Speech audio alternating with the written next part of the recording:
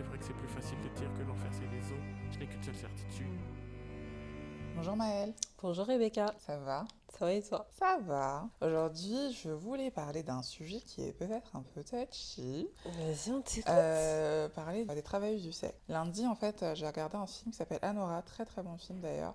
Et en fait, dans le film, on a une stripteaseuse qui a genre la vingtaine, je pense elle est très jeune, très jolie, etc. Et elle fait la rencontre d'un client qui est un jeune homme russe qui est très riche. Et en fait, le courant passe hyper bien entre eux. Au début, il lui demande des sessions privées, ils couchent ensemble. Il la paye, ils font ça plusieurs fois, jusqu'à un moment donné, en fait, elle lui dit bah, que même si là, ils ont passé la soirée ensemble, bah, elle doit retourner taffer, tu vois. Donc au début, il dit bah vas-y, je te paye une semaine, tu restes avec moi, et genre, tu fais genre En d'être ma mode copine, tu vois. Pretty Woman. C'est ça. Du coup, ils vivent grave la vie, la fast life, quoi, parce que le mec, il est vraiment, c'est un jeune héritier, vraiment très jet privé, tout ça, tout ça, tout ça, tout ça. À un moment donné, enfin, le truc passe et il se marie, parce que le mec veut se libérer de ses parents, il veut avoir sa vie à lui, etc. Il veut pas retourner en Russie, donc se marier lui permet d'avoir les papiers. Et elle, en même temps, elle était contente. Je pense qu'un homme veuille l'épouser parce qu'elle s'est peut-être dit que personne ne voudra jamais l'épouser. Et en fait, ils se marient et ils ont l'air super amoureux et tout. Et les parents du mec apprennent qu'ils se sont mariés et forcément, genre, oligarque russe et tout. Enfin, ça se passe pas bien. Ça amène des gens pour essayer de les séparer. Oui. Faut regarder le film. Mais en gros, au final, il dit à la fille, bah écoute, on va faire comme mes parents ont dit, on va divorcer et tout. Et la fille, elle était super choquée parce que, bah, je pense qu'elle avait vraiment des sentiments pour le mec. Bah, à la fin, ils divorcent et tout. Mais oui, je vous ai spoilé tout le film. Ah, du coup, c'est ça à la fin? Oui, ils divorcent et en fait, voilà, le mec il rentre en Russie, tout ça. Enfin, Ah, c'est ça l'histoire? ouais. D'accord. Dans Pretty Woman, mais ça se finit mal. Ça se finit mal. Mais en fait, le truc, c'est que je regardais avec un ami à moi et on est parti en débat parce que moi, je comprenais totalement le film en mode la fille, elle a été. En gros, ça se voit qu'elle a plein de traumas en mode elle a pas du tout une structure familiale stable, sa mère vit à l'autre bout, je sais pas quoi, elle habite à New York avec sa sœur, mais sa sœur, voilà. Et qu'en gros, c'est un peu en mode chacun pour sa gueule et elle a dû s'en sortir, donc elle est devenue stripteaseuse. Et à la fin, la première fois qu'un homme lui donne un peu d'attention et est centré sur elle et lui montre que voilà, elle peut faire autre chose, etc. Bah, elle, tu vois, elle est tombée amoureuse. Après, oui, bien sûr, c'est beaucoup plus facile de tomber amoureuse d'un homme riche qui te donne tout. Et le truc, c'est que moi, mon pote voyait plus ça en mode, oui, de toute façon, c'est une michto, je sais pas quoi et tout, tu vois. Alors que je dis, mais il y a des layers, genre, il y a des couches, en fait, à ça. C'est pas qu'une michto. Oui, c'est vrai qu'elle a profité de la situation. Qui n'aurait pas profité de la situation? Surtout dans son cas, elle, où en mode, elle a pas le choix et le mec lui Bah, dit, j'ai envie de te bah. dire, c'est son travail, Mais oui, genre. genre, là, elle a un mec qui lui dit, je te paye tout, t'as plus besoin de ce. Genre, dans le film, elle lui dit, bah vas-y, je te paye tout, t'as plus besoin de taffer. Elle, le lendemain, elle avait quitté son taf, elle est partie à son boulot en mode, deuces, on se reverra plus jamais, je viens plus jamais ici, tu vois. Ça se voit qu'en gros, elle faisait ça parce que, bah, elle avait pas d'autre option, en fait. Parce que du coup, je suis partie en débat avec mon pote. Je voulais aborder ce sujet parce que il m'a parlé des films qui étaient réalisés par des femmes, ou dans ces films-là, des femmes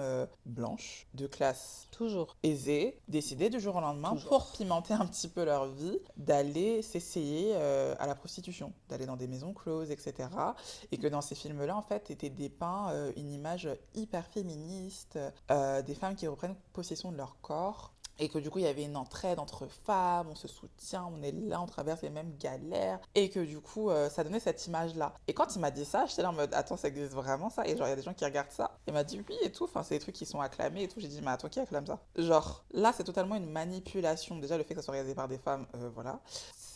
C'est totalement une manipulation de notre façon de voir les choses pour nous faire passer le message comme quoi être une travailleuse du sexe, c'est vraiment le summum du féminisme. Alors qu'absolument pas, c'est juste des femmes qui sont utilisées par le système, par le patriarcat, et c'est même, je dirais, la démonstration la plus pure du patriarcat et C'est de nous faire l'impact, croire qu'être esclave de leur sexualité déviante, c'est la norme. Bah surtout le faire passer vraiment pour un combat féministe. En mode, oui, Ouais. bah en fait, si tu veux vraiment Avoir fait en être... sorte qu'on s'approprie le truc. C'est ça, en mode, bah en fait, et c'est ça que j'ai dit, si je disais à mon pote, c'est qu'en fait, dans le fantasme d'un homme, la prostituée, elle le fait parce qu'elle aime trop le sexe. Elle est nymphomane, alors que pas du tout. Dans Après, les faits, peut-être que ça ce n'est existe, absolument mais je pense que... pas Ouais, ça. c'est ça. Dans les médias, bah, depuis tout à l'heure, je parle de Pretty Woman. Ouais. Parce qu'en fait, je l'ai vu récemment clients et je trouve que le film il est problématique. Mais comme Oui, c'est je un comprends pas pourquoi classique, les gens ils aiment ça en fait. comme c'est un classique, vas-y. J'avais C'est jamais trop tard regardé, je pour l'ai regardé parler l'année dessus. dernière, mais il est trop Pareil, problématique j'ai ce regardé film en cette fait. année, j'étais en mode, mais en fait, Qu'est-ce qui vous a plu dedans? bizarre. Enfin, il n'y a rien qui va dans le film parce qu'il y a une glamorisation d'une travailleuse du sexe et de la relation qu'elle a pu avoir avec l'un de ses clients. Alors que pour moi, les clients, ils sont plus problématiques que les travailleuses en elles-mêmes. Mais encore une fois, ça a été représenté par une femme blanche alors que on le sait, que la plupart des travailleuses du sexe, ce sont des personnes issues des minorités, que ce soit des minorités ethniques ou des femmes transgenres, par exemple, qui sont exclues par la société. C'est une forme de manipulation, encore une fois, de nous faire croire que ça pourrait éventuellement être quelque chose d'acceptable. Les travailleurs du sexe, ça englobe plein de choses, comme tout ce qui est mime et compagnie. J'ai vu que... Comment elle s'appelait, là? Tu sais, c'était une candidate de Secret Story, mais elle était âgée de fou. Nathalie, Nathalie. ça m'a tellement choquée. Oh my god. Non, mais qui aurait cru? Ça me dégoûte. Oui, il y a tous ces débats déjà de travailleuses du sexe qui sont vraiment prostituées classiques, on va dire. Et il y a aussi toute cette nouvelle génération.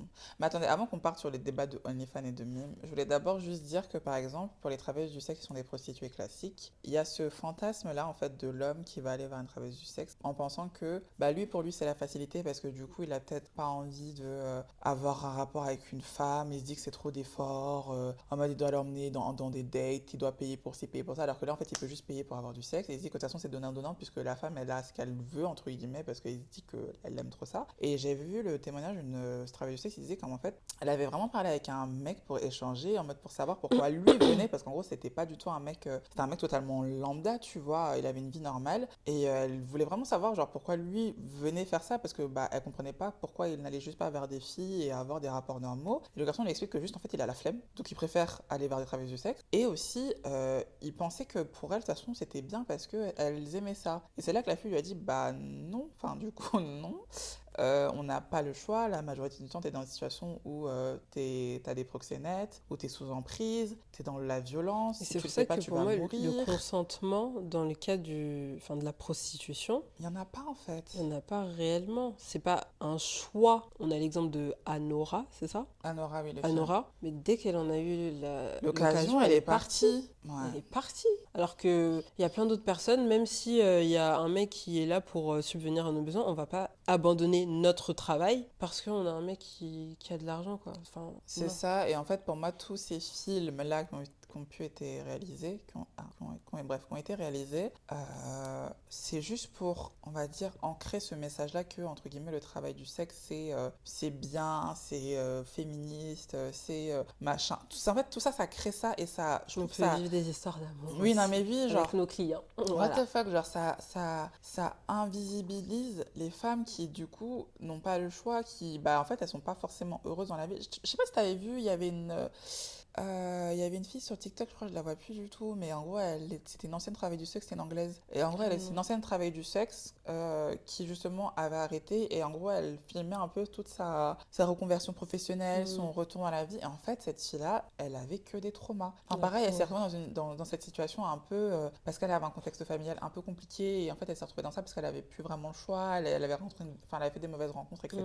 Et en fait elle expliquait ses échanges, et à un moment elle disait que bah en fait son corps ne lui appartenait plus, genre elle était juste là comme ça, et que quand elle est revenue à la vie normale, c'était hyper dur parce que du coup elle était incapable de voir une relation avec un homme de façon saine, elle était incapable d'avoir un rapport sexuel avec un homme parce que du coup pour elle c'était toujours un truc traumatisant, même avoir un truc, enfin juste être bien avec elle-même. Enfin là elle a quitté les réseaux je crois parce que je sais pas, mais à un moment elle allait vraiment pas bien et tout, elle avait vraiment du mal à se retourner à la réalité. Et enfin je pense que voir son expérience à elle, bah tu vois, ça fait, je me suis dit, je m'étais jamais vraiment penchée sur la question, et j'avais pas de jugement, enfin j'ai toujours pas de jugement de valeur, hein, mais c'est juste que je me rendais pas compte à quel point c'était fucked up. Ouais. Tu vois, on a accepté dans notre société qui est ça, mais on se rend pas compte. Après j'ai envie de dire, bah je sais pas ce qu'on peut faire à notre échelle, mais en tout cas Dire non. oui, Franchement, dire non. dire non à la glamourisation Ouais. de la prostitution. Mais encore une fois, c'est le même concept que j'avais abordé dans l'un de nos podcasts, c'est la fenêtre d'Overton.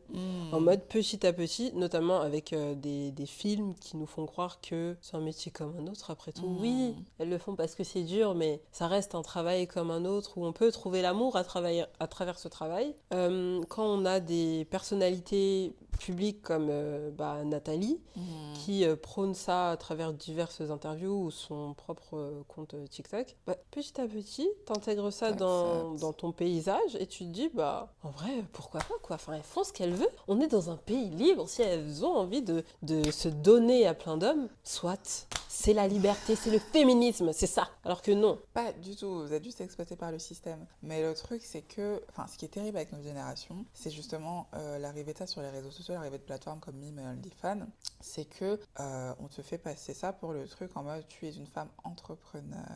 En fait, tu gères ton business, quoi. Parce que ça rapporte énormément d'argent. Ça rapporte vraiment beaucoup d'argent et que du coup, c'est toi qui gères ton business, tu gères comment tu veux que ça soit fait, etc. Tu imposes tes conditions, machin. Et du coup, c'est ça qui est libérateur parce que tu choisis ce que tu fais de ton corps, tu choisis qui regarde ton contenu, machin. Enfin, ce n'est pas du tout ça. Mais surtout que, encore une fois, je trouve que c'est un bon parallèle avec ce qui se passe dans la prostitution physique, mime et tout. C'est que c'est faux. Genre, ça rapporte pas des masses. Celles qui gagnent des milliers d'euros vont le montrer et vont flex dessus. Mais celles qui gagnent une centaine d'euros par mois, elles vont rien dire. Ouais. En soi, c'est une minorité qui peut devenir très riche. Oui. Et de la même manière, dans la vraie vie, oui, il y a des prostituées de luxe qui se font des salaires de fous malades. Mais la plupart, ce n'est pas le cas. Genre, elles survivent à peine avec ce qu'elles obtiennent de la prostitution. Et à chaque fois, ce sont les mêmes profils qui véhiculent cette image de vraiment... Travail du sexe, c'est la fast life. Genre, lancez-vous. Elles veulent soi-disant ne pas pousser les gens à le faire. Mais quand tu montres à des personnes que tu te fais des 1000 et des 100 aussi facilement, tu incites plus ou moins à ce qu'ils pratiquent la même chose que toi. Et à chaque fois, ce sont des femmes blanches qui sont issues de milieux privilégiés dans un sens large, tu vois, parce qu'elles peuvent très bien appartenir à des classes sup comme... juste appartenir au monde occidental, tu vois. Là où les personnes qui souffrent de ces situations et qui gagnent le moins sont des minorités ethniques, toujours, sexuelles, je sais pas comment dire ça, mais en mode les personnes transgenres et compagnie, qui elles gagnent pas autant, genre. Elles sont obligées, parce que la société fait que, de vivre de ça. Et on glamourise quelque chose qui ne devrait même pas exister. Mais le truc, c'est que ça touche des personnes de plus en plus jeunes, parce qu'à la fois, je regardais un reportage sur... j'ai l'impression d'être vieille quand je dis ça, bref. Il y a toute une vague de filles qui disparaissent, genre en mode elles fuient de la maison. Tu sais, elles ont peut-être des complexes... Soit elles ont des contextes familiaux un peu compliqués, soit c'est juste des filles qui ont décidé de faire une fugue. Et en fait, après, elles disparaissent pendant des mois, et après, on les retrouve dans des réseaux de proxénétisme.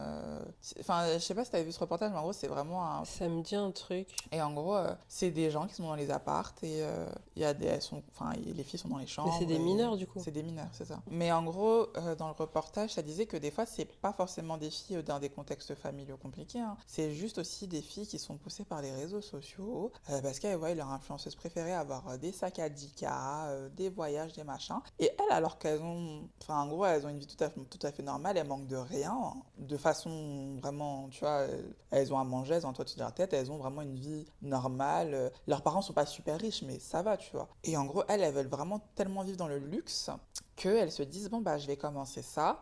Et en fait, elles se font entraîner. Peut-être que c'est sur Internet qu'elles prennent contact et tout. On leur dit, viens là si tu veux gagner de l'argent. Du coup, elles vont dans ces trucs-là et sans s'en rendre compte, hop, elles sont séquestrées et elles n'ont plus le choix que de rester et de se faire violer tous les jours. Et en gros, je crois qu'il y a une fille qui a été sauvée, qui racontait son témoignage. Et en gros, c'était un homme qui était là, qui savait pas du tout ce qui se passait. Lui, on lui a juste dit de venir. En gros, aux hommes, on leur faisait penser que c'était genre des filles totalement consentantes. Je les crois pas. Je croirais jamais les hommes qui disent pareil. Mais en gros, il y a une fille un jour qui lui a dit, écoute, moi, je suis pas là je suis pas là volontairement, etc. Et qui du coup avait appelé la police. Et c'est comme ça que. Et bien sûr, moi, je ne crois pas que quand tu es un homme normal, tu vois des femmes dans des contextes dans ce genre, tu vois que c'est des mineurs en plus. Parce que oui, je suis désolée, tu peux déceler une femme mineure d'une femme majeure quand même. Moi, je pense très sincèrement qu'un homme d'un certain âge qui a dû avoir plein d'expériences sexuelles sait reconnaître le corps d'une femme en développement. Tu peux dire tout ce que tu veux. Oui, mais je savais pas que... Frère, t'enlèves la couche de maquillage et même... Tu savais la façon dont une mineure s'exprime et versus la façon dont une majeure s'exprime, ça n'a rien à voir. Mais oui, c'est juste des gens qui font partie du système et c'est pour ça que je dis que la prostitution, malheureusement, malheureusement, c'est pas un truc libérateur pour les femmes. C'est vraiment pas un truc libérateur. Enfin, à partir du moment où de toute façon tu es dépendante de quelque chose, ça ne te libère pas. Et si en plus de ça, ta seule façon de faire du revenu, c'est les hommes, tu penses que tu fais pas partie du patriarcat là? Tu es en plein dedans. Tu es en plein dedans. Mais il y avait eu une table ronde au Forum européen de bioéthique de 2020 ou 2019.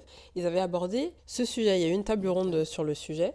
Et à ce moment-là, quand j'ai commencé cette conférence, il y avait quelque chose qui me gênait. Ouais. Mais j'essayais de me déconstruire de cette gêne. En fait, je me disais, t'es pas assez woke, en fait, tu comprends pas. Et ok, autour de cette table ronde, il y avait, je crois, un médecin, il y avait une mère, je crois que c'était une mère de famille, et d'un enfant handicapé, et une travailleuse sociale qui, elle, travaillait auprès des travailleuses du sexe. En plus, elle disait qu'elle détestait ce terme parce que c'est comme si ça professionnalisait, en fait, leurs actions. Enfin, elle avait vraiment beaucoup de mal avec ça parce que, pour elle, c'est absolument pas normal. Et autour de cette table, c'était la seule qui n'avait pas de recul, vu qu'elle était en plein dedans. En plein dedans. Ouais. Elle les côtoyait, ces femmes. La mère d'un enfant handicapé, elle disait que, grosso modo, c'était bien parce que son enfant, il pouvait avoir des relations sexuelles parce que, bon, comme il est handicapé, il peut pas trouver des femmes classiquement, quoi, et que la seule façon de pouvoir avoir du plaisir sexuel, c'était à travers les travailleuses du sexe. La travailleuse sociale, elle lui a dit, mais en fait, c'est quoi? C'est des assistantes sociales du sexe? C'est quoi ces trucs-là? La médecin, je sais plus ce qu'elle disait. Elle avait trouvé un autre terme pour les désigner. C'était en mode des donneuses d'érotisme. Et je sais pas, elle aussi, elle a glamourisé le bail et tout. En tout cas, il y a des chiffres qui étaient sortis entre la période avant, lorsque c'était pas encore légal des travailleuses du sexe là-bas, et après, ils se sont rendus compte que sur toutes les travailleuses du sexe, il y a seulement genre 400 qui se sont déclarées en 10 ans. Et ça n'a rien changé, quoi. Et que, au contraire, cette situation, le fait d'avoir légalisé le travail du sexe, ça avait permis au réseau de proxénétisme de pouvoir faire travailler des enfants mineurs. Parce que les victimes de la prostitution, ce sont les personnes vulnérables. Ce sont des personnes qui sont en situation irrégulière. Ce sont des mineurs qui sont kidnappés. Enfin, la femme blanche qu'on voit dans les médias qui va te prôner un pseudo-féminisme, ce n'est pas une représentation exacte. Non, mais surtout, c'est très drôle qu'ils aient pris que des femmes pour faire ce débat, encore une fois, tu vois, pour pousser ce discours. Non, mais tu vois ce que je veux dire? Il y a grave une manipulation, en fait, de nous dire, ah, mais vous voyez, il y a d'autres femmes qui valident, donc c'est OK. Parce qu'ils savent très bien que si c'est des hommes qui tiennent ces propos, on va pas les écouter, mais comme c'est des femmes qui disent que c'est bien, bah, c'est bien. Mais je crois qu'ils voulaient laisser la parole aux femmes, vu que c'était celles qui étaient les plus concernées. Mais pour moi, s'ils devaient faire ça, ils devaient inviter que des travailleuses du sexe pour qu'elles nous donnent leur opinion, en fait. Pour qu'elles nous donnent leur vraie opinion, parce que même dans les médias, il y a toujours ce truc d'histoire d'amour, que ce soit dans Pretty Woman, que ce soit dans le film Anora. Il y a toujours ce truc de, au début, elle travaillait du sexe, mais elle a rencontré un mec hyper riche qui a décidé de la sortir de ça, et après, elle va vivre la vie d'Aloca. Et les clients des prostituées, c'est pas des millionnaires, alors. C'est pas des millionnaires qui vont au bois de Boulogne. Non, quoi. Mais soyons sérieux 2 secondes. S'il vous plaît, c'est pas les hommes d'affaires qui se font des 100 à l'année qui vont au bois de Boulogne. S'ils doivent se donner du plaisir, ils savent où aller, et c'est sûrement pas dans ces endroits-là. C'est des mecs qui, parfois, ils vont négocier pour des pipes, Non, ça, c'est pas des gens qui ont l'argent. Et c'est ça, en fait, que les médias veulent nous vendre, entre guillemets, en mode... Parce que eux-mêmes, tu sais... Soit c'est girl power, empowerment quand on décide de faire ça, ou en mode, ah, tu vois, un homme peut te sortir de ta condition, peut améliorer ta vie. En fait, c'est toujours... le message est toujours n'importe... mélangé, c'est n'importe quoi, en fait. Le message est biaisé et toujours en rapport avec le patriarcat, parce que forcément, quand tu nous parles de prôner le féminisme, tu fais, genre, face au patriarcat, du coup. Tu mets féminisme versus patriarcat, mais quand tu nous parles aussi de l'amour d'un homme qui vient te sauver, machin, on est aussi dans le patriarcat. Donc, je ne sais pas pourquoi. En fait, je sais pas pourquoi. Je pense que oui, il y a eu le truc de la crise économique. Je pense que la montée d'OnlyFans, c'est depuis le Covid. Je pense, quand les gens, ils avaient rien à faire chez eux et qu'ils avaient plus d'argent. C'est vrai. Ça, c'est un peu long. Parce qu'il y a toujours eu ce truc de... on lance... je sais pas, on va vendre... Enfin, c'est peut-être au lycée qu'on commence à en parler en mode tu peux vendre des photos de tes pieds ou quoi, non? Ouais, quand on Mais était au lycée. ouais, mais il n'y avait pas encore de plateforme Mm. vraiment dédiée. C'était vraiment pendant le Covid que je crois OnlyFans est vraiment devenu connu. Après, on a eu Mime en France. Et c'est là que moi, je me disais, mais les gens, ils font pas vraiment ça. Mais si, les gens, ils font vraiment ça, en fait. Ils font vraiment ça. Et bah, après, je pense qu'il y a des gens qui se font des sous, mais je pense pas que Enfin, il y a très peu de gens qui sont devenus millionnaires ou quoi. Donc, en fait, en plus de ça, tu as ça Ceux affiché qui gagnent pas publiquement. beaucoup d'argent, ils ont honte d'ailleurs. Oui, mais en gros, Ils tu dois vont quand même pas avoir faire ça. le site affiché sur tes réseaux sociaux de Mm. façon publique avec ta tête. Ouais. Donc, en gros, si par exemple, là, demain, tu vas postuler à un travail, on va taper, enfin, on essaie de te retrouver sur les réseaux sociaux et hop, on te voit, tu vois. Et je crois que même qu'aux États-Unis, ça apparaissait sur leur fiche d'impôt ou je sais plus quoi. Sérieux. Ça apparaissait qui est, ouais. Donc, déjà, enfin, tu te mets dans une situation un peu compliquée. Tu, en plus de ça, vas être discriminé forcément à l'emploi parce que, voilà. Tout ça, pourquoi? Pour penser que tu es une femme accomplie et que du coup, c'est ça. Mais c'est difficile en plus de redorer son image après ça. Il y a l'exemple de, comment elle s'appelle l'actrice porno là? C'était... Mia Khalifa? Oui. Ouais. C'est ce que j'ai compris. Elle a tourné un film, Ouais, elle a tourné mais qu'un seul film en juste plus, qu'un je seul crois. film, et ça la suit Toute sa life. jusqu'à aujourd'hui. Mais elle était fiancée, même son fiancé a rompu les fiançailles parce Ah que ouais? c'était trop pour lui. Parce qu'en gros, moi je la suivais un peu sur TikTok à un moment. Elle était fiancée à un mec et forcément, bah, quand les gens ont vu qu'elle était fiancée à un mec, c'était là en mode mais comment tu peux accepter ça? Et comme les hommes sont Voilà, ce qu'ils il sont. avait trop de pression, il s'est séparé. Et ça m'a fait grave de la peine parce que, bah, comme tu as dit, elle a fait qu'une vidéo, mais ça l'a suivi toute sa vie. Et même, j'ai pu écouter le témoignage d'autres, parce que actrice porno, c'est aussi travail sexe finalement. Et qui disait qu'en fait, enfin, c'est le après, il est trop étrange parce que du coup, tu auras toujours, je crois que c'est une actrice porno qui avait des enfants en plus. Et tu as toujours ce truc qui va te suivre. Et malheureusement, même si tu veux passer à autre chose dans ta vie, que c'est pas forcément la personne que tu es fondamentalement, tu auras toujours cette étiquette. Et genre, elle dit, bah, elle a peur parce que du coup, elle va avoir peut-être son enfant qui va grandir et qui va trouver ça alors que c'est plus du tout la personne qu'elle est.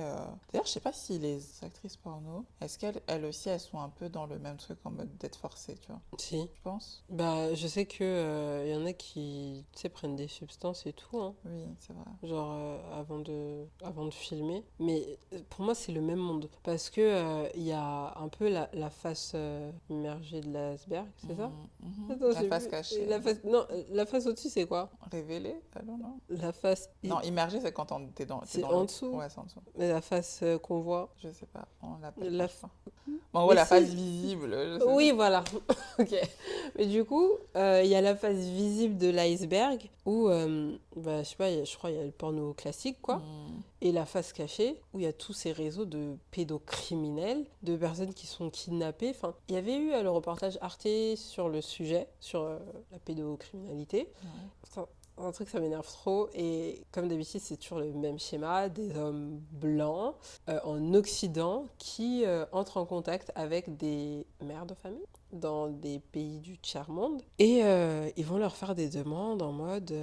la mère, elle va abuser de son enfant. Oh my god! Elle va filmer ça et va l'envoyer au Ah monsieur, ouais? quoi. Et sur ces plateformes, on peut aussi voir ce genre de contenu, tu vois. Vas-y, d'année en année, ils ont fait en sorte de limiter ce genre de choses. Mais les pédocriminels, ils savent très bien Oui, vers où où aller se pour, tourner pour regarder ces types de contenus, tu vois. Seigneur. Donc, ouais, même au niveau des recherches, enfin, tu vois bien que c'est bizarre, genre... Et de toute façon, le porno n'est pas ok. Enfin, c'est pas, même si on essaie de dire. Non. Enfin, pareil, j'avoue avant qu'il y ait les plateformes OnlyFans, c'était plus le porno qui était au centre du débat, mais maintenant qu'il y a OnlyFans, c'est OnlyFans qui est arrivé au centre. Et du coup, on a un peu oublié les industries pornographiques. Alors que c'est la même C'est la même chose et elles étaient tout aussi problématiques parce que déjà, il n'y avait pas de contrôle d'âge. La limite d'âge et tout, en gros, ils te demandent 8 à 18 ans, mais en fait, ils font rien pour vérifier, donc voilà déjà. Et ensuite de ça, il y avait plein de gens qui étaient victimes de revenge porn parce qu'en fait, sur les plateformes, il n'y avait pas de contrôle Oui. pour les publications des vidéos pour savoir si la personne qui est dans la vidéo, est-ce qu'elle est consentante. Et quand même, des fois, on leur signalait des vidéos où les personnes n'étaient pas consentantes, en mode, ils les enlevaient pas. Parce que bah, ça ramène des vues, ça ramène des sous, ouais. donc ouais. Qu'en gros, ils vous font penser qu'ils sont là pour vous, mais ils sont juste là pour exploiter les gens, exploiter le système. Et enfin, pour moi, le porno a tellement déjà ruiné les relations hommes-femmes, ruiner les relations d'eux-mêmes avec eux-mêmes parce que du coup, je pense que c'est complexe Mais c'est un sujet, ça, en plus. Enfin, il y a Mais- des personnes qui sont addictes à ça. Mais c'est ça. C'est une maladie, l'addiction. Et ça bousille des vies, genre, enfin, la manière dont des hommes ou même des femmes vont percevoir les gens du sexe opposé ou du même sexe. Aussi des couples. Des couples. Parce que du coup, ça te donne une vision du sexe, ou même ça te donne une vision de la femme, parce que c'est souvent les femmes qui sont objectifiées dans ces vidéos-là. Et du coup, si t'as un jeune homme qui a jamais eu aucune expérience avec une femme, tu vas avoir là-bas pour t'inspirer pour ta première expérience. Et en fait, dans la vraie vie, ça se passe pas du tout comme ça. Et ça vraiment, ça donne, je trouve, ça rabaisse la femme de ouf. Mais je crois que c'est aussi comme ça qu'est née la série Sex Education. Mm. Genre, en réponse à la problématique que posaient les sites pornographiques qui ne représentaient absolument pas la réalité des relations intimes entre les hommes, les femmes, les femmes, les femmes, les hommes, les hommes. Et à l'époque, ça avait. Enfin, je trouvais que les gens ils choqué. faisaient beaucoup de ce genre. En mode oui et tout, c'est grave, pourquoi ils veulent faire la propagande? Mais arrêtez, on sait très bien ce que vous regardez le soir, tard, chez vous. Et moi, j'ai regardé la série. Et j'avais beaucoup de réticence au vu de ce que les gens disaient. De ce que je vois, c'est un truc qui est totalement regardable par Ok. des collégiens ou des C'est lycéens. éducatif plus. C'est vraiment, ça porte bien son nom. Genre vraiment, ça porte bien son Ouais. nom. C'est un peu gênant et tout. Mais il n'y a rien d'érotique. Genre, Oui, ok. dans la Sachant série, qu'en absolument plus, pas. les premières fois où t'es soumis à du porno, je pense que c'est genre au collège, hein. Oui, Début collège, donc en fait, donc vaut je mieux trouve que avoir ça des casse en fait. ouais, vaut mieux avoir des représentations saines que des enfants qui vont aller sur des sites porno et dire ah c'est ça, et puis après ça leur bousille le cerveau et ça bousille la façon dont ils voient les femmes. Ils pensent que les femmes sont juste des objets qui sont en fait il y a rien de positif là-dedans, genre il y a vraiment zéro, parce que Ouais, je vois pas. c'est pas par exemple les actrices porno en général, c'est pas des carrières qu'elles font toute leur vie, genre elles arrêtent, et en plus après elles sont, tu vois, elles sont maltraitées, elles ont, enfin Mais même physiquement, c'est même pas tenable, genre. Enfin, mais ça aussi. je veux dire, tu peux faire un 8h, 17h dans un hôpital, si t'es médecin, un 8h, 17h dans un bureau, mais un 8h, 17h à tourner des films pornographiques ou à avoir des clients quand t'es prostituée. Physiquement, ce n'est pas tenable pour une femme. Donc à partir de ce moment-là, C'est du viol. oui, Ah, ok. non, mais à partir de ce moment-là, je veux dire, si c'est même pas un métier que tu peux faire dans les heures ouvrables d'un métier classique, c'est qu'il y a un problème. Mais je sais pas. Enfin, si, je sais pourquoi il y a la montée dans notre génération, parce que les gens veulent l'argent facile, les gens veulent la gratification instantanée. Et en fait, avec la montée des réseaux sociaux, la montée des influenceurs qui deviennent très riches un peu du jour au lendemain, et la montée des gens riches qui ont accès à Internet. Parce que moi, je sais que je fais attention de consommer des contenus, pas des gens qui me ressemblent forcément au niveau financier, mais en gros, je vais pas consommer des contenus de personnes qui ont 40 ans et qui, du coup, oui, en fait, elles ont déjà grave des sous, donc oui, si elles s'achètent un sac Chanel, bah oui, enfin, elle a la santé financière pour le faire. Moi, je l'ai pas encore. Donc, j'ai pas envie d'être là en mode, ah, c'est normal d'avoir un sac Chanel tous les mois, alors que bah, la meuf, elle a genre 20 ans de plus que moi et elle a travaillé dur, ça se trouve, elle a des économies, enfin, je connais pas sa situation financière, etc. Elle a pas du tout le même lifestyle que moi, tu vois. Et j'essaie de suivre des gens qui sont assez proches de moi en âge, qui peuvent, tu vois, en mode, oui, peut-être qu'elles ont plus de moyens, mais c'est plus relatable, en tout cas à mon niveau, je parle pour moi, parce que je pense que bah, malheureusement, oui, même si tu essaies de ne pas être influencé, si tous les jours les gens que tu suives, c'est des millionnaires, tous les jours ils sont dans d'autres pays, tous les jours ils voyagent, tu vois, à un moment donné tu vas commencer à te comparer en mode bah oh là là, moi j'ai l'impression que j'ai pas d'argent, alors que ça se trouve t'as de l'argent, hein, mais juste tu vas te dire mais oui, je peux pas m'acheter un sac Birkin, ben c'est normal, un sac Birkin ça coûte hyper cher. Mais c'est ça, parce que tout à l'heure je me suis fait la réflexion parce que je regardais le TikTok d'une meuf qui était dans un hôtel parisien hyper beau, et les hôtels parisiens coûtent très très cher, et elle disait en mode voilà, j'ai réservé dans cet hôtel et tout machin, je sais plus quoi, et j'étais en mode ah, j'aime bien son contenu, du coup je voulais la garder pour voir si elle avait d'autres contenus intéressants, et voilà, je suis tombée en mode genre ma collection de sacs Birkin, j'ai quitté, j'ai dit bon, c'est pas à mon niveau. C'est pas à mon niveau, on va se calmer. Non, mais c'est vrai, en fait, c'est assez mature de ta part de dire, ok, en fait, il faut que je me protège aussi, de pas implémenter dans ma vie ou dans mes idées quelque chose qui n'est absolument pas réalisable. Et c'est pas genre, t'es pas une hater. Non, je suis pas une Mais c'est hater, juste- mais je sais comment ça peut impacter ta vie. Ouais, Après, il y a des voilà. gens que je suis, que j'aime bien, genre type Jackie Aina, tu vois, parce que je la suis depuis très longtemps. Et à la Ouais. limite, c'est plus aspirationnel parce que je me dis, ah waouh, Mais parce que si justement, elle tu a l'as suivi depuis c'est longtemps. ça, temps j'ai et vu que tu son sais que ça arrive parcours et petit tout, à et petit. comme elle a réussi, je me dis que moi aussi je peux réussir. Mais il y a aussi des personnes qui sont très riches, qui ont juste accès aux réseaux sociaux comme nous, et qui vont vous montrer leur richesse parce que c'est leur quotidien. Mm. Donc même si toi, tu vas te dire non, mais elle est complètement déconnectée de la réalité, c'est sa réalité en fait. Donc elle, pour elle, oui, c'est normal d'aller en vacances avec son jet privé tous les 2 3 jours. C'est sa normalité. Qu'est-ce que tu vas lui dire? Et Tu puis peux rien c'est lui pas dire. écolo, hein, c'est pas ouf. Oui, c'est pas écolo, mais c'est sa réalité. Si demain elle a envie de s'acheter son sac Birkin, elle va faire du shopping tous les jours avec la 10K de shopping. C'est sa réalité à Oui, elle. c'est ça. Genre, Tu en fait, peux. faut prendre du recul quand on suit les gens sur les réseaux sociaux. Moi, de façon générale, j'arrive pas à suivre des gens auxquels je peux pas m'identifier. Genre, parfois j'essaie, tu sais, par curiosité, parce que en vrai, il y a que sur les réseaux sociaux que tu peux avoir accès à ce genre de lifestyle.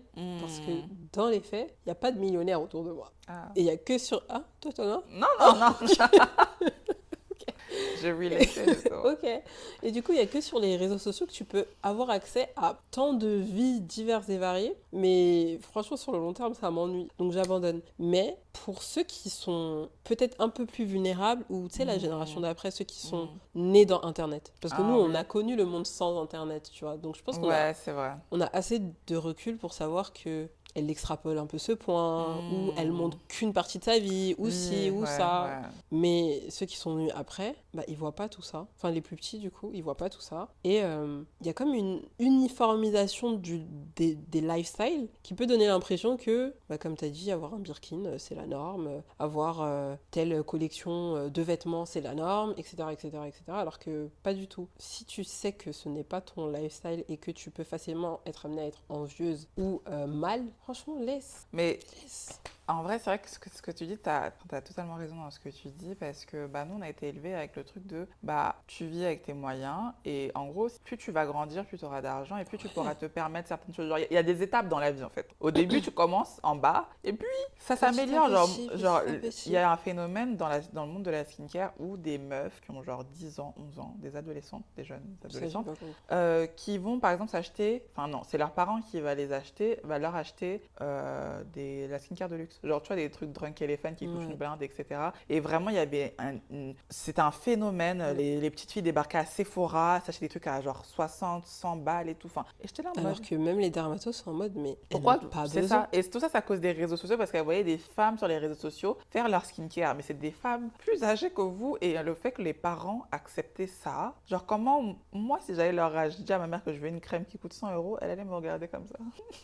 Maintenant, même moi, actuellement, si je dis à ma mère que je veux un sac qui coûte cher, elle va me dire, mais ma belle. Et c'est sûrement pas à 12 ans que C'est la ça. crème là, ça allait passer. Déjà, genre, moi, enfin, c'est que maintenant que je commence à me permettre d'acheter des choses un peu plus chères. Mais quand déjà, j'ai commencé à me maquiller peut-être à l'âge de 12 ans, bah, j'allais chez Kiko, en fait. Ouais. Et J'allais encore une chez fois, c'était Kiko, j'allais au petit à marché. petit. C'est pas à 12 ans, t'allais venir avec un full face. Non, Commence c'est les step by sourcils, step. les mascaras, C'est ça. le concealer. Mais ça se fait sur plusieurs années en fait. Et puis c'est que maintenant, à l'âge adulte, où je peux me permettre d'acheter des trucs plus chers parce que j'ai des sous. Mais sinon, moi, j'ai pas commencé par les trucs de luxe. Hein. J'ai pas commencé par les marques de luxe à vouloir. Et même pareil pour les vêtements, c'est en grandissant que je te rends compte que oui, il faut des trucs de qualité et tout. Mais sinon, bah. Mais même une garde-robe, enfin, ça se fait sur le long terme. Mais Genre. c'est ça, t'as un enfant, enfin t'es plus jeune, donc forcément ton style va évoluer, tu vas avoir des envies différentes, etc.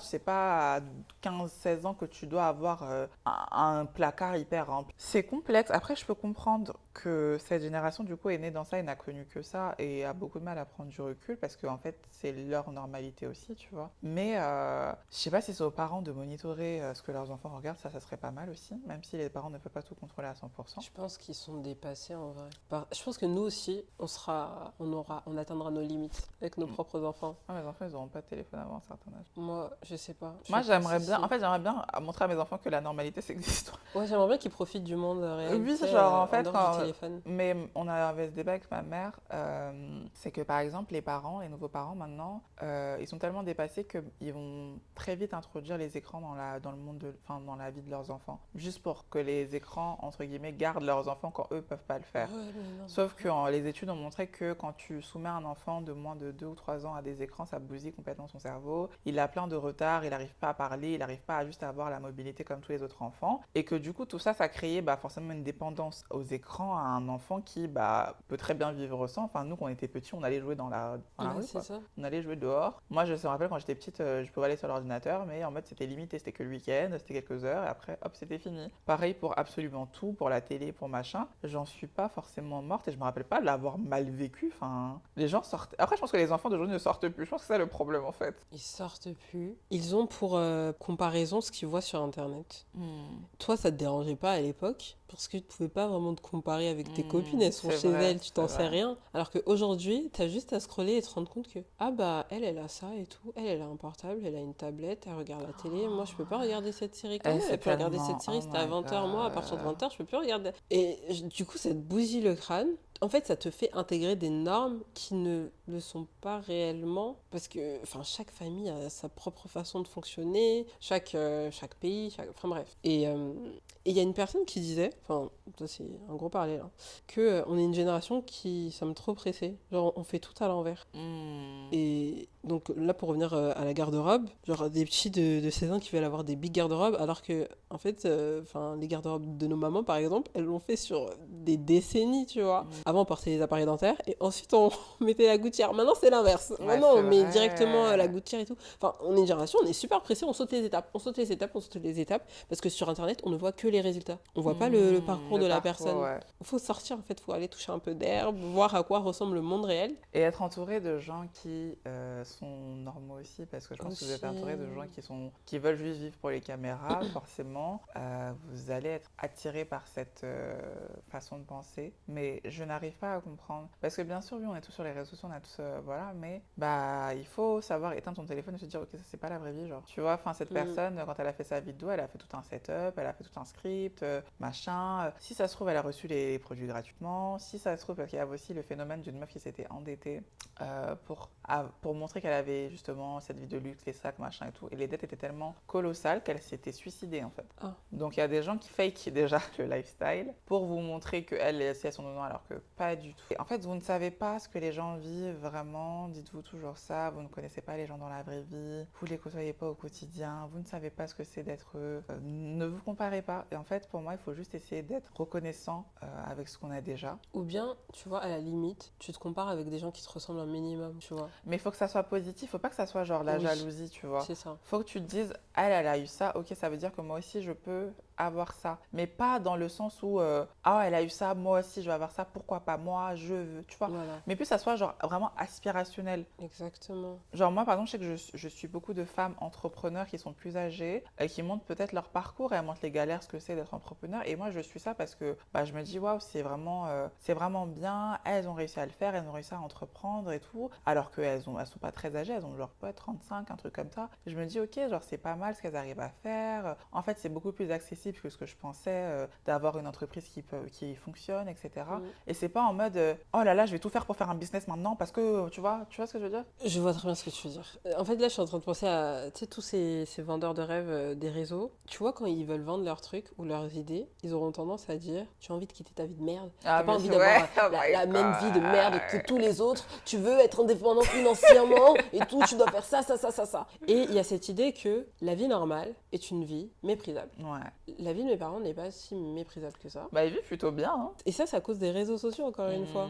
Nous faire croire que la monotonie de notre vie, la normalité de notre vie, est à chier, quoi. C'est bien d'avoir un travail stable, d'avoir des revenus stables, d'avoir une vie totalement normale, d'aller peut-être en vacances qu'une ou deux fois par an. C'est ok, genre. C'est vraiment nice. T'as pas besoin de devenir une star. C'est pas tout le monde qui est fait pour être une star, s'il vous plaît. C'est ok, en fait. Et il faut de tout pour faire un monde. Et je pense que c'est même en étant, genre, reconnaissant qu'on arrive à avoir plus de bénédictions, tu vois. Dans le sens où, dans tous les cas, si tu n'es déjà pas content de là où tu es, c'est pas en arrivant là où tu veux être que tu seras content. Parce que t'as jamais appris à être heureux dans ce que t'étais. Enfin, dans la situation dans laquelle t'étais. Donc, en fait, tu seras toujours frustré. Tu seras toujours en train de te comparer aux autres. Tu seras toujours en train de jalouser les autres parce que tu ne seras jamais heureux quoi qu'il arrive. Apprenez à être reconnaissant. Apprenez à se dire, ok, c'est peut-être pas là la finalité dans laquelle je veux être, mais je prends conscience que j'ai de la chance d'être là et on verra ce que la vie me réserve, quoi. Je vais travailler dur pour arriver là où je vais arriver, mais je suis pas prêt à sacrifier mon corps, sacrifier ma morale pour avoir les choses pour après poster sur les réseaux pour montrer que moi aussi j'ai, tu vois. Et c'est pour ça que, comme toi tu l'as dit tout à l'heure, il faut apprendre à se protéger. Enfin, je sais que moi par exemple, quand je vois que je commence à être un peu envieuse, parce que je suis humaine. Mais bien sûr, c'est des sentiments Je totalement unfollow. normaux. Hein. Je unfollow. Et parfois je reviens après, tu vois, parce que fondamentalement j'aime le contenu de certaines personnes, mais quand je vois que je suis amenée à trop me comparer négativement, déjà c'est trop des ondes négatives que je m'envoie à moi-même, même à la personne et tout. Je préfère unfollow pour mon bien-être, pour pas nourrir ce complexe d'infériorité, quoi. Je pense que c'est aussi, c'est une forme de maturité, genre prendre du recul et se dire, bon, j'avoue, là j'aime trop son lifestyle, elle commence à me saouler là. Je l'unfollow. Non, moi je fais ça quand je critique. Quand je sais que je vois quelqu'un qui. Genre, je commence à beaucoup critiquer, je suis en mode ok, j'unfollow parce que j'ai pas envie d'être bad vibes en fait.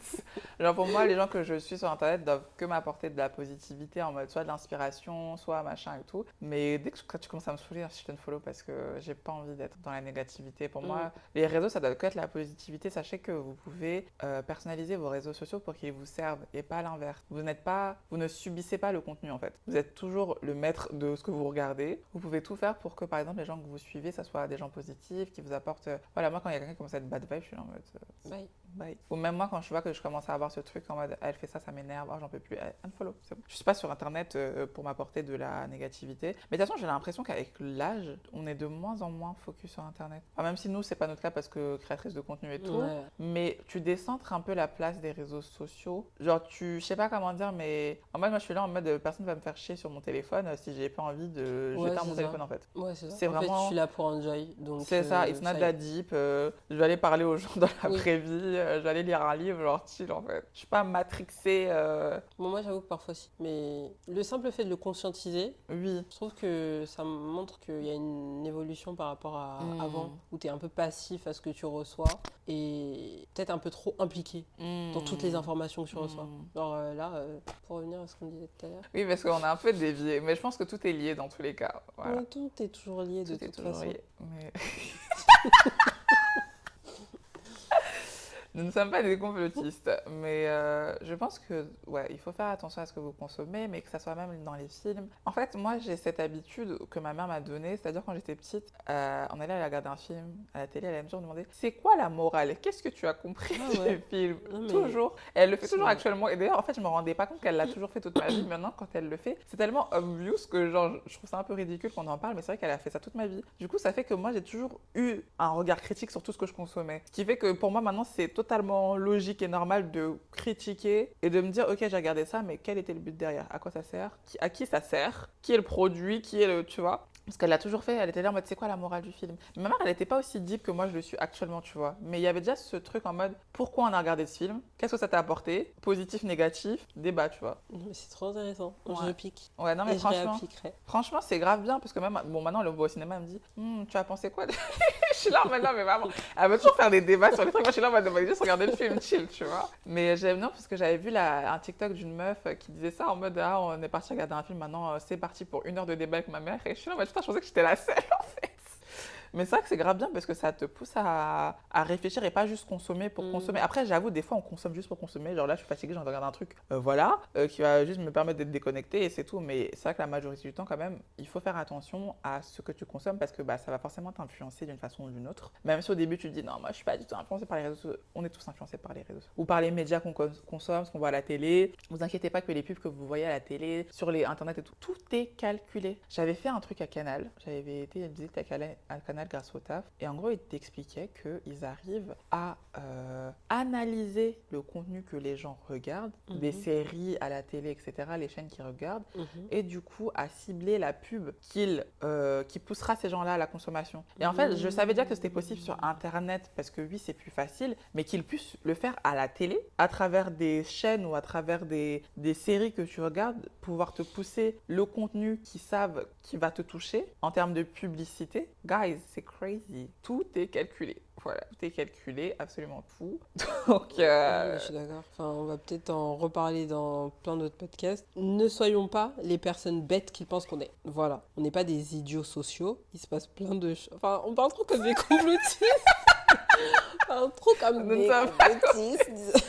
Mais je pense qu'une partie de ta vingtaine, c'est réaliser que tout est fait exprès. Tu vois, mais c'est pour ça, genre, il y a toujours les gens militants, en général, c'est les gens jeunes. Parce que je trouve que quand tu vieillis, du coup, tu perds un peu cette force de te battre contre le système. Et tu finis par adhérer C'est au ça. système. Et genre... Après, je parle vraiment comme...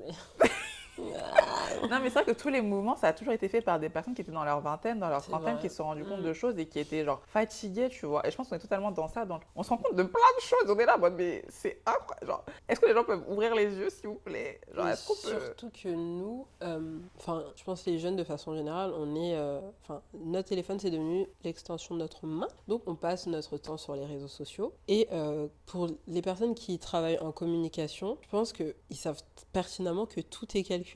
Sans pour autant entrer dans le complotisme, mais c'est fait comme ça, genre en mode leur travail consiste à faire en sorte que si telle pub est placée à tel endroit plutôt qu'à un autre, c'est pour faire véhiculer tel message. Si on ne fait pas porter tel vêtement à tel mannequin, c'est parce que si, c'est parce que ça. Enfin, tout est calculé. Et comme ta mère te l'a demandé à chaque fois, genre quel message ils cherchent à faire véhiculer à chaque fois, faut vous poser la question. C'est la question qui se pose quand ils font leur campagne. Hein. Quel message veut faire véhiculer? Des longues réunions de stratégie. Oui. Qu'est-ce qu'on veut que les gens retiennent? Voilà. Comment on veut que notre marque soit... Donc, quand il y a des gaffes ou des trucs comme ça, vous dites jamais « Oh, c'est pas grave, ils ont trompé et tout. » Non, non. C'est pour ça que je pardonne encore moins. Certains, tu vois la campagne H&M là? Avec le singe? Oui, ça je pardonne pas. Oui, parce qu'ils se sont assis pour réfléchir à ça. Ils étaient une équipe.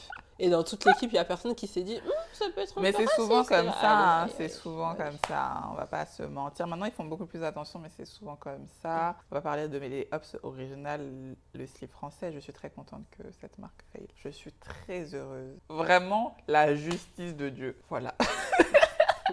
Avec des slips à 45 € là. Non, mais des malades mentaux, bref. Mais ça pour dire que là, on a commencé le podcast en parlant des travailleuses du sexe, de la prostitution et compagnie. Mais le message qu'on veut faire véhiculer, c'est aussi et surtout ne soyez pas des consommateurs passifs, que ce soit sur les réseaux sociaux, dans la vie, partout. Essayez de saisir quelle information, quelles idées on veut vous faire accepter et pourquoi. Et est-ce que vous avez réellement envie de les accepter? C'est ça, soyez pas naïfs. Gingembre. Sur ces belles paroles, nous allons vous laisser méditer. Voilà, allez, bye. Personne t'entend crier.